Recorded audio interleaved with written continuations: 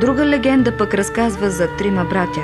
Те ден и нощ, месеци наред се опитвали да поставят основите на моста. По изгрев започвали градежа, по залез той се срутвал. Всичките им усилия отивали на празно. Не може ли да се откажат?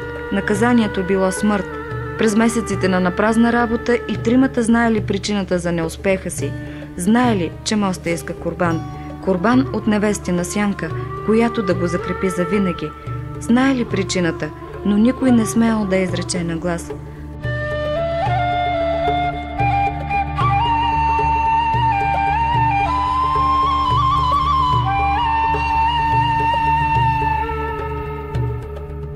Докато една вечер изрекли тежка клетва.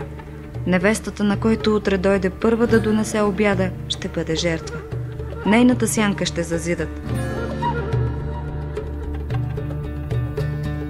По-големите братя обаче ги предупредили.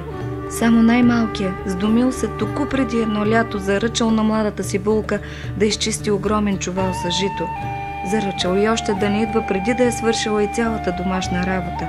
Водена от безграничната си любов към него, момичето с пъргавина на сърна успяло да свърши всичко по обед. Още в далечината най-малкият брат разпознал лика й. Сякаш всички небеса се стоварили върху него. Болката била толкова силна, че едвам намерил думи да й каже за уговорката. Гордата родопчанка не посърнала. Била готова да даде живота си, за да докаже любовта си. Без страх тръгнала да посрещне съдбата си.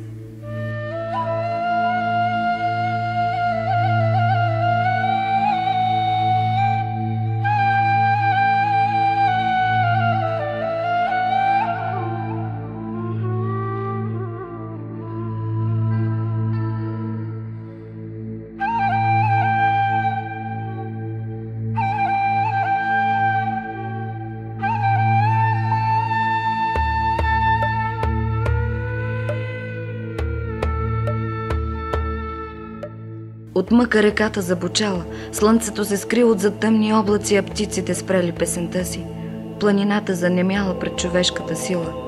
Не минало време, момичето се поболяло тежко. Мостът взел курбана си и бил съграден за кратко време.